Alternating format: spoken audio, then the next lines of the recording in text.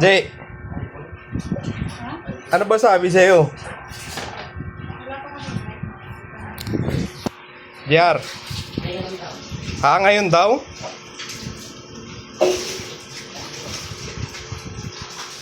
Ngayon daw yung ano? Sahod?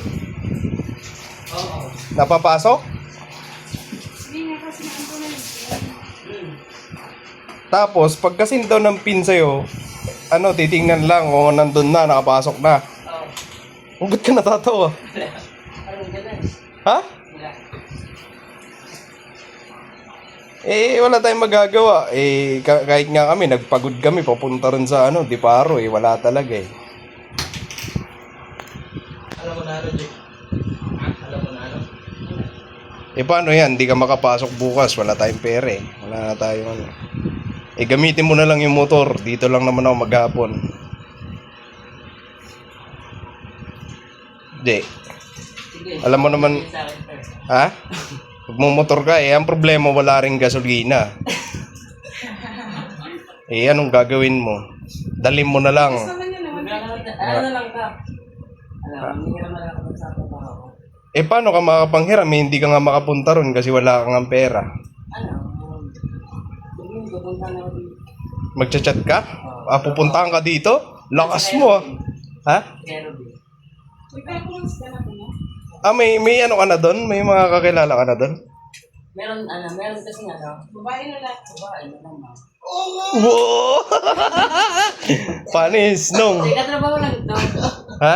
Nag-ano kasi siya, taga-pero din. Tapos, ano daw, kapag mag-isa daw siya, mahal yung pamasahe. Kasi pag mag-isa, di ba, mahal yung pamasahe. Oo. Tapos sabi niya sa akin, kung ano lang daw, ayos lang daw natin. Sabay kayo lagi para makamura. Ako din, naghanap din ako. So magsama na kayo. Para ano, Mahal po. Baka gusto niya magmahalan kayo. Medyo baka masuntok ka nung ano nun.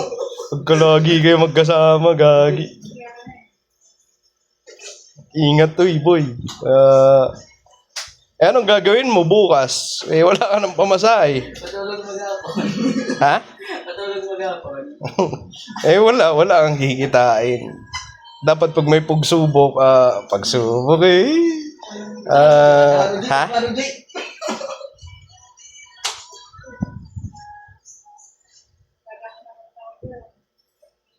Parang hindi dumadaan sa pagsubok no?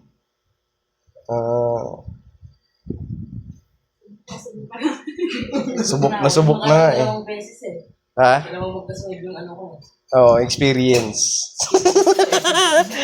Sabi niya, parang ayoko na pumasok to. Napapahiya na ako. Si Munong. Ang sabi ni Munong, itsura ni Munong nun, Ang ingay-ingay niya. ang ingay-ingay. Pag alis, Pag alis niyan dito, umaga, excited. Tapos para silang mga preschool, sabi ni Tintin. Kasi pare-pareha sila ng baunan Pare-pareha sila ng baunan. Oo nga, pare-pareha sila ng baunan. Tatlo sila, si Nico, si JR, tsaka si Munong. Pare-parehas. Tapos parehas ng uniform, nagpakaputi. Diba? Mga nakaputi. Tapos puro mga naka-school shoes. Naka-short. Para silang mga Thailander Yung mga estudyante ng Thailand. Ganon yung itsura nila. Tapos may mga bit-bit na tumbler na yung tumbler, ayan yung green. Ayan Pag-press ka, nagsusunod ka. Para silang F4 Tintinan pink.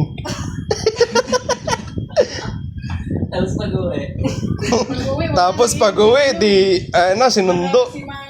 Nanghiram pa ako ng sasakyan para excited kami ni tita mo. Sunduin sila kasi first time nila yung talaga kakasama Maya nakikita ko si Munong laspag. Pwesto dun sa likod. Sabi niya ayoko na. Mas gusto nila ata akong patayin Sabi niya. Ayoko nang pumasok. Di na sumama Pagod daw siya maghapon Sobrang. Parang Hindi nilagyan. talagang makulit. Makulit talaga. Sinabi sa'yo, Tin? Yung pinagdaanan niya? Nainis pa ako sa kanya kasi hindi ko pa naiintindihan yung ano yung mga pinagdadaanan. Nung naintindihan ko siya nung si Tintin na umiiyak. Kasi ang inaano ko lang nun, si Tintin kasi nakaya eh. So hindi ko na ganun pala talaga. Iba-iba sila ng ano. Tawag nito, anong tawag doon lang? Department. Ayan. Okay din ako mabanggitin ko. Hmm. Si JR ngayon kasi walang pamasahe bukas. Kanina pa tawa ng tawa. Kahapon pa yun siya nag-aantay ng sahod. Anong nakaraan pa? Nang nakaraan pa. Kasi yung sahod niya, ha? Biling mo yung sahod mo, Jay. 2,000. Parang naging gusto ko. yung sahod niya dapat, Ajis pa, di ba? Ajis. Sa pagdating ng June 10, wala pa rin, hindi siya nakasahod. Excited na siya eh. Pakanta-kanta pa habang umaalis eh. Tapos hanggang sa kinabukasan, sabi ko nakasahod ka na. Wala pa rin to. Hindi. Nag-chat siya nagkakasundo. Ibig sabihin wala pa. Minsan tinatanong kita, di ba? Pagka 12, wala pa rin. Sabi niyo wala pa rin to eh. Bukas daw kasi delay. At 13, wala pa rin, J. 13 ngayon, di ba? 14. O 14. 14 na, wala pa rin. Ang gagawin natin? Mangutang tayo, J. Para may pamasahe ka bukas. Ano ba sana plano mo ngayon kung nakuha mo yung sahod? Ha? JR. Hindi ko din sana ako ng pamangay. Yun na eh. Mag-downy ka na lang, mura lang. Naman ang patay kuya. Basta may saraya man. Oo, downy. Mapalit ito ni Rodonio tapos Ilagay sa spray pen. Oo. Oo nga, dati. Downy. Oh, bakit? Mabango naman yung downy ah. Kita man sa lugar ito sa Downy. Kami nga mga ulitaw dito diri kay Camila ni Dundun. Pare-pareha sa mo. Ano yung pabango? Downy. May mga bagtos, may mga pulbo. Mukha mo nung.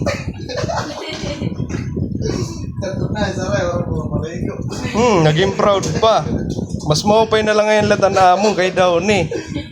Kaysa bisan pare sa imo paghamot ay mo uy matawo-tawo.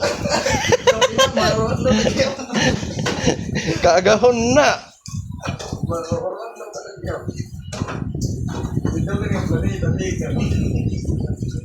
Hey na akong bag lang. Pabot nga ako, G. Ang bag. Pakita lang yung team. Pakita lang yung team.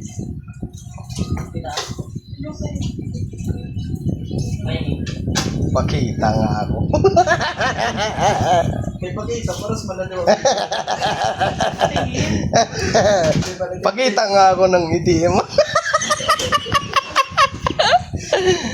Anong pakita? Iparo. Ano to? Kaltix kaya. Dalawa.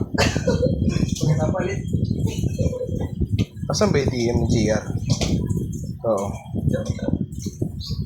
Eh, Motorbank. Perinda lang na yun, G. Perinda. Saan lang? ay din na yun sa 25. Paldo na sa 25. Ito yung sahod mo, oh. G, oh. Andiyan yung resibo. Muli ka lang instinct to. Hero, kinakabahan siya. Bento. Eh. Tingnan mo, yung gift notes ko, it's a prank.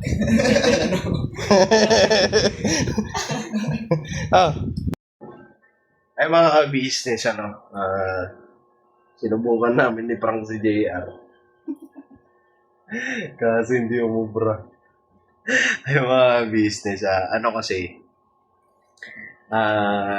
Excited kasi mahawakan yung unang sahod niya, syempre. Ano, kahit sino naman pagka halimbawa, unang sahod mo parang ano yan eh, parang ano ba, di ba lang parang gusto mo na talaga mahawakan yung sahod mo kasi pinaghirapan mo yun. So ngayon mga business, ang sahod niya dapat Agis. So hindi sila nakasahod ng Agis kasi nagkaroon ng holiday, di ba? Dalawang araw. Dalawang araw ba yun? Sa lang ata. Isa.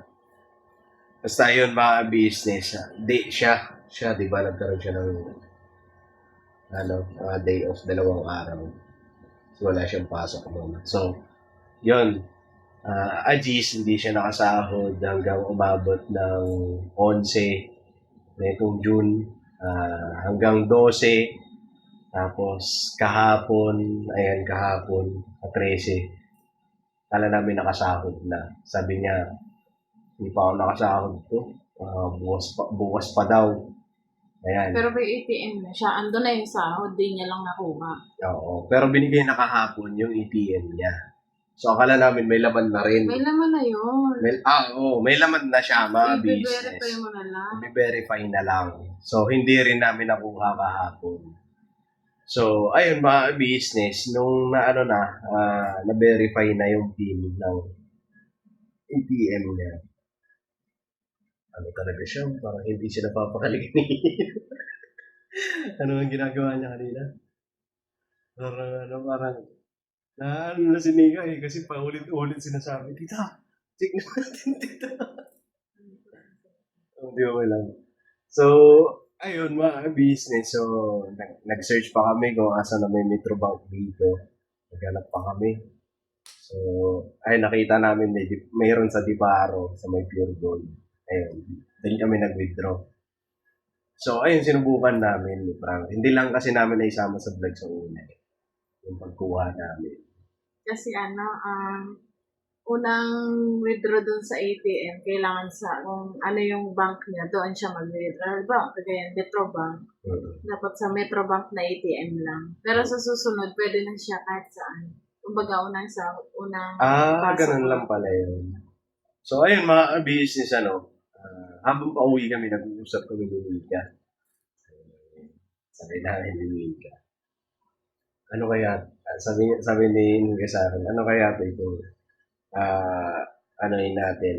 Sabihin natin na wala pa yung sahod niya.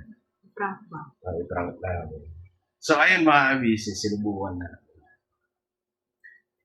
Noong una, parang, hindi ko pa kasi nakuha ng vlog eh. Pagdating namin. Kasi yung cellphone ko naka-charge, tapos yung battery naka-charge din yung battery. So, ayun, yung camera ko. Hindi, kasi kanina pang umaga, binigay niya na sa amin yung ATM. Ito, sabi niya, itingnan daw namin. Wala pa naman ng umaga. Tapos, bumalik kami ngayong gabi na. May PIN na. Second na expiration. Hindi siya mapakali. Hindi siya mapakali na kasi may bibilihin daw siya ganyan. Gusto niya daw magpagupit.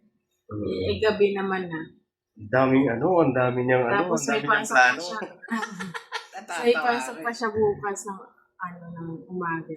Sabi na, binibiro namin yung na, paano yan? Walang pumasaya, ganyan.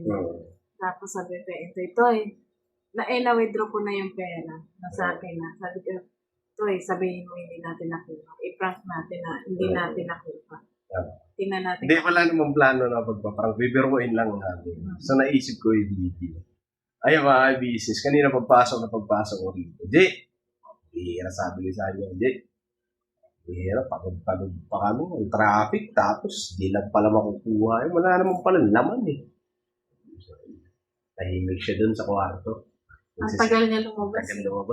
Nararamdaman ko na parang parang nadismaya. Nadidismaya na siya. So, sabi ko kay Intoy, tawagin niya para lumabas. So, ayun, tinawag ko.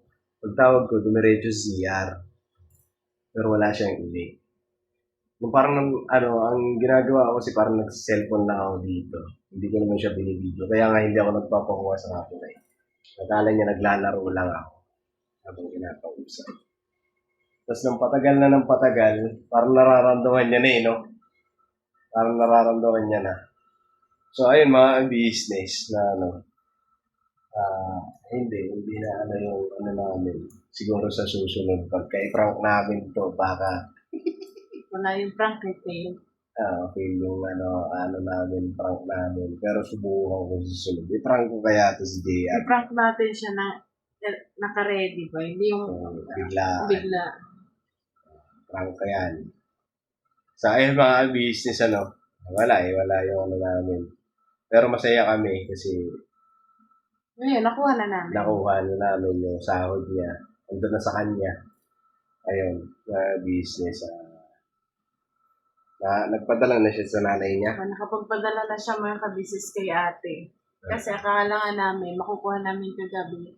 Hindi namin nakuha. So, hindi siya nakapagpadala. Kanina, nagpadala siya. Pagkadating namin, bumili kami ng ulam. Tapos, hinihingi niya na sa akin yung Gcash kung asa na daw.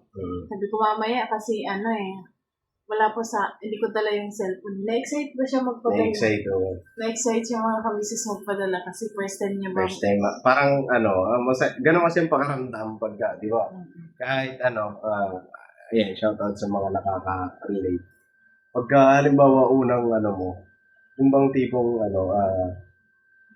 kita ka tapos unang abot mo sa mama mo o sa tatay mo o sa mga kapatid mo. Parang ang sarap sa pakiramdam mga business. Yung pinaghirapan mo, makakatulong sa mama mo. Kung parang Sabi niya nga sa akin kanina, papunta pa lang kami dito. Sabi niya, tita, asan na yung Gcash? Pero hindi mo nga dala yung cellphone mamaya, bumalik ka na lang. Excited na siya. Tapos ngayon, tinatanong niya ako. Kasi ang sinahod niya mga kabisis 6,000 pesos. So, malaking tulong talaga yun mga 8 days. 8 days niya. Tapos sabi niya sa akin, tita, magkano ba ipapadala ko? Nagtatanong siya sa akin. Kasi, di ba nga first time? So, parang first time niya makahawak ng ganun kalaking pera na pinaghirapan niya talaga. Kasi kahit na parang hindi pa siya nakakahawak ng pera. First time niya yun. First time niya maghanap buhay, magtrabaho. Sabi niya, iniisip niya, magkano ba ibibigay ko kay nanay? Sabi, ang hinahingi lang sa kanya ni ate 500. Para daw may ipon, tapos pang gastos niya dito, pambili niya ng kung anong kailangan niya. Tapos sabi niya, dagdagan ko ng 1,000 para 1,500. Bigay niya. Tapos sabi ko, sige, gawin mo ng 1,500 kasi para naman kahit pa paano, may pambili sila doon ng ulam, tsaka bigas. Ayan, so nagpadala siya ng 1,500. Tapos ang sabi ko sa kanya, mag-ipon ka, tapos huwag masyadong gastos. Tapos kanina, bumili din naman siya ng ulam namin dito. Siya naman yung bumili. Siyang bumili. Pero hindi kami sa kanya. Ang sabi lang namin sa kanya, mag-ipon ka. Kasi ang sabi niya nung nakaraang vlog mag-aabot sa inyo. Ang amin lang doon business sa makapag-ipon siya para makapag-aaral siya ulit. Tapos sabi niya gusto niya mag-samgyup kami, libre niya daw kami samgyup. Tapos inisip ko naman, magkano na lang yung tira sa kanya kanina. Kasi konti na lang. Tapos sabi ko sa kanya, samgyup tayo kapag sahod mo sa susunod na sahod mo kasi medyo malaki. Tapos may sasahod din kami. So, hati tayo sa bayan. Para naman hindi siya mabigatan. Kasi, 200 plus yung isa. Pero nakakatuwa mga business kasi parang nag-aano siya. Meron din siyang, pag nito lang. Kumbaga nag-i-initiate. Initiate. So, binigyan niya ako mga business na pakonsuelo. Ayan. So, ayun. Natutuwa ako kasi panay ang pasalamat niya sa akin. So, salamat talaga. Kasi sa totoo lang, mga business, pagka hinahatid ko yan, pinalalakas ko ang loob. Kasi alam ko naman yung bata na may yain, tapos hindi siya gaano umiimik. No? Pero natutuwa ako kasi may mga kakilala na pala siya doon. Kanina Kasi lang namin nalaman. sinabi ko rin kasi sa kanya, dapat makikipagkaibigan ka para mas lalo kang ganahan pumasok sa trabaho.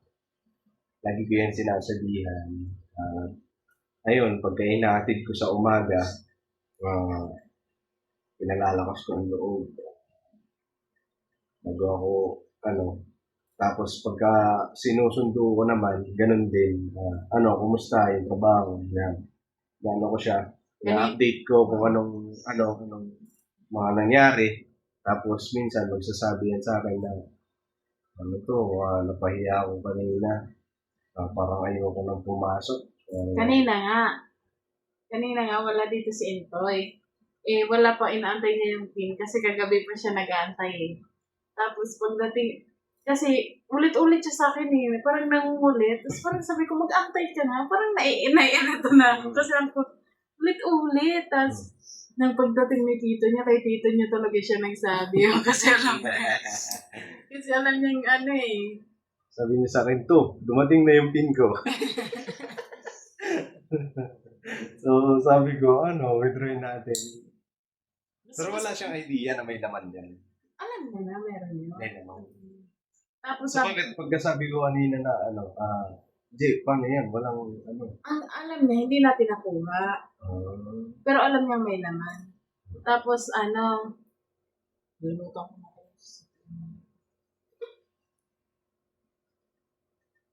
Basta, yun lang mga business, nakakatuwa lang. Kumbaga may kami, liliga. Kami din, nakatulong sa kanya. Hindi lang din sa kanya, nakatulong din kami para kay ate. Kasi alam mo naman, business. Tulungan din namin si ate. Sa pamamagitan ng ganon, na pagtulong namin kay Gian, makapasok sa trabaho, parang natulungan na rin namin si ate. So, masaya yung puso namin. Ganun. So, ayun mga business, May kanina gusto niya magbigay. Nagbibigay siya sa akin. Kasi nagsabi si nanay niya na, di ba nagpadala siya, sabi niya, magbigay ka dyan kay tita mo, ganyan. Sabi ko sa kanya, wag na, okay na yun. Ang importante sa akin, may itatabi ka ba kahit paano? Kasi, kahit pa paano naman, hindi naman tayo nawawalan dito ng pagkain, di ba? Yan, may pambayad naman tayo nakakabayad naman tayo sa tubig, sa kuryente, sa bahay. So, ang sa amin lang ni tito niya, tulong namin yan sa kanya. Masaya kami doon. Basta ang gusto lang namin ma-abuse. Basta, yung yung pera niya, huwag niyang gagastusin sa mga bagay na hindi naman importante. Oo, kasi ko siya, masasaway. Kaya, masaway mo kasi mga business. Yun, mga business, wala din tuloy ako. Nasabihin ko. Basta yun lang mga business, naalala ko na. Gusto namin ni Mika, makapag-ipon siya para makabalik siya sa pag-aaral niya. Kasi yung kinikita niya ngayon, mas higit pa yung kikitain niya pag napag-ipon siya ng pag-aaral. Yun, mga business. Magkaroon man siya ng pamilya, hindi na, kasi mga ka-business, ang totoo nag-aalala kasi ako dyan sa kanya eh. Kasi mahina yung loob niya eh. Mahina loob. So sabi ko sa kanya, siya yung lalaki, tapos magkaroon siya ng pamilya, syempre, obligado siya talaga magtrabaho, buhayin yung pamilya niya. Nag-aalala ako sa kanya kasi mahina yung, pero sana lang magbago, pagtagal, pag madami na siyang experience, sana maging na siya. Hindi niya tawag dito? Diskarte. Yun, madiskarte. Para sa, para sa future niya ba. So, ang sabi ko sa kanya, gawin mo yung best mo para, maging maganda yung future mo. Diba? Yun lang. So, ayun mga business, wala yung natin. Next time. Natin. Kasi, Malala. Basta mga business, So, ayun, siguro hanggang dito na lang itong video namin. Simpleng vlog lang, mga business. Yun, muli, maraming salamat sa walang sawang suporta. Business Vision, ka Business Family. Papa Dins TV, this is KB Official, at syempre kami mga kagwaws, Vera Enlito Official, Medyo Kagwang Official, at syempre Editor Darrell Official. Support po natin mga business. I love you all. Never say goodbye. Tomorrow is another day. Tara, banat lang tayo. Todo. Alright. Idagdag. May dagdag na. Ayun, may todo. Love you all mga business.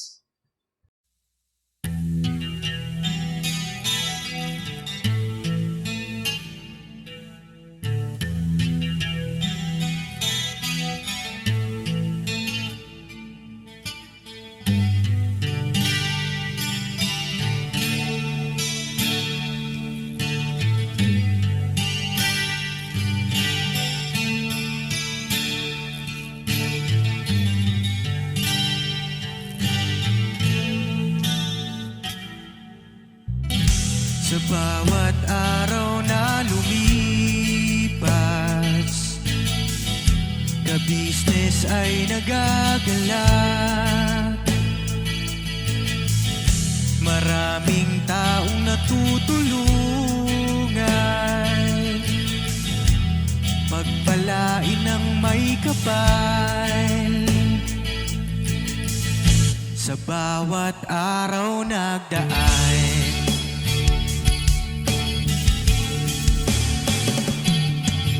ka-business, business ka-business, Papa Dins TV, mahal kayo ng marami. Ang tuwa nila'y walang mapagsidlay. Noong kami niyong natagpuan,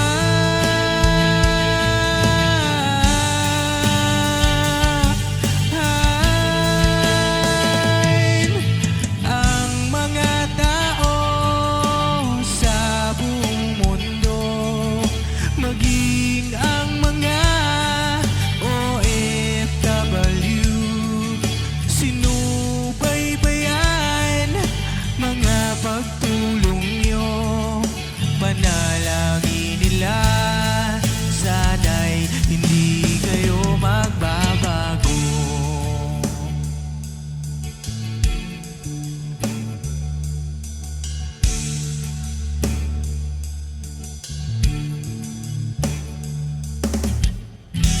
Papa Dins TV naman, scholarship ay nasimulan sa mga nais mag-aral. Pag-aaral ay pahalagahan upang kayo'y magtagumpay.